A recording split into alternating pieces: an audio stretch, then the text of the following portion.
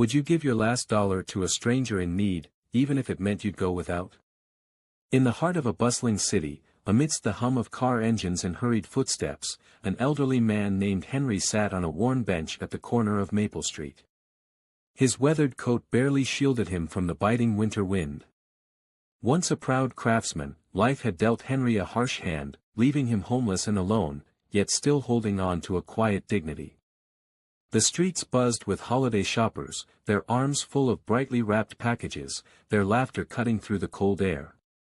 Henry watched them pass, clutching a small tin cup with a few coins clinking inside.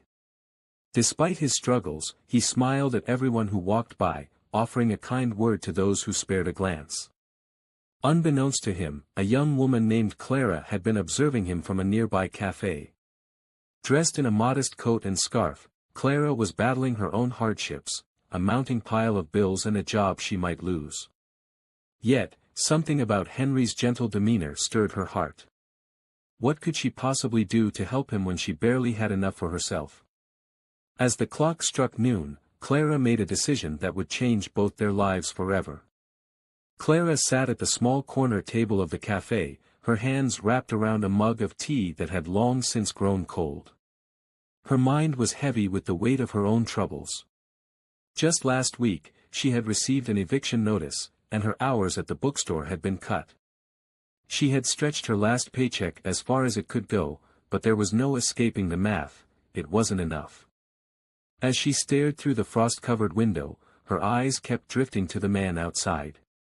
His gentle smile seemed out of place in a world that had seemingly abandoned him. Henry's coat was threadbare, his fingers red from the cold, yet he greeted every passerby with the same kindness. Clara wondered how he could remain so hopeful when she, with a roof over her head and a meal for the day, felt like the weight of the world was crushing her. The sound of coins hitting Henry's cup pulled her from her thoughts. She saw a businessman toss a few quarters without breaking stride, his face buried in his phone. Henry nodded graciously, murmuring a soft, "Thank you," as if the man had handed him a fortune. Clara's heart ached. She glanced down at her wallet, knowing she had just enough for the week's groceries if she was careful. Her logical side begged her to stay seated, to focus on her own survival. But a quiet voice in her heart whispered otherwise. She hesitated, gripping the edges of the table as if to anchor herself. What difference could I make, she thought. The rational side of her screamed to stay put, but then she remembered her grandmother's words, "Generosity isn't measured by what you have, it's measured by what you give." Taking a deep breath, Clara stood and walked toward the door, her heartbeat quickening with every step. She didn't know exactly what she was going to say or do, but she knew she couldn't ignore the pull any longer. As she stepped outside, the cold air hit her, and she approached Henry with a mix of determination and trepidation, clutching her wallet tightly. Clara approached Henry cautiously, her footsteps soft against the snowy pavement. Up close, she could see the deep lines on his face, etched from years of hardship, but his eyes sparkled with a warmth that caught her off guard. He looked up, startled but smiling, as she stood in front of him. "Hi," she began, her voice wavering. "I noticed you out here, and I just wanted to help." Henry's smile widened. "Bless you, young lady, but you don't need to worry about me. There are plenty of others who could use more help than I." Clara hesitated, the weight of her own struggles creeping back. But she shook it off. She opened her wallet and pulled out 2 $20 bills, half of what she had left to her name. Her hands trembled as she extended them toward Henry. "Please," she urged, her voice firmer now. "Take this. Use it for something warm to eat or a safe place to stay, even if just for tonight." Henry's eyes widened in disbelief. "This is too much," he stammered, his voice cracking. "I can't take this from you." Tears welled up in Clara's eyes, but she smiled through them. "You can, and you should. I don't have much, but I know what it's like to feel invisible. You deserve better than that." For a moment, neither spoke. Henry stared at the bills in his hand, his fingers trembling as if they held something far more precious. A tear rolled down his cheek, quickly followed by another. "Thank you," he whispered, his voice barely audible. "I don't know how to repay this kindness." Clara shook her head. "You don't have to. Just promise me you'll keep that smile of yours. It's worth more than anything I could give." As she turned to leave, a strange feeling washed over her, a lightness she hadn't felt in weeks.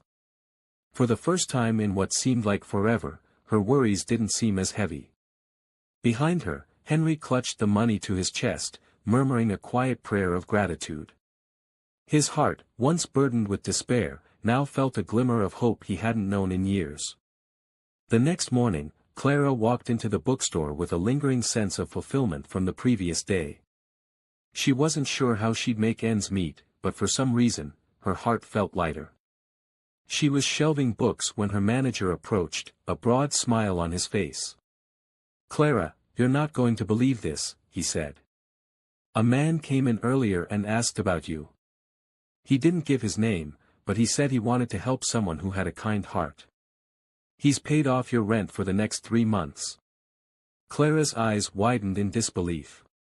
"What? Who, why?" Her manager shrugged.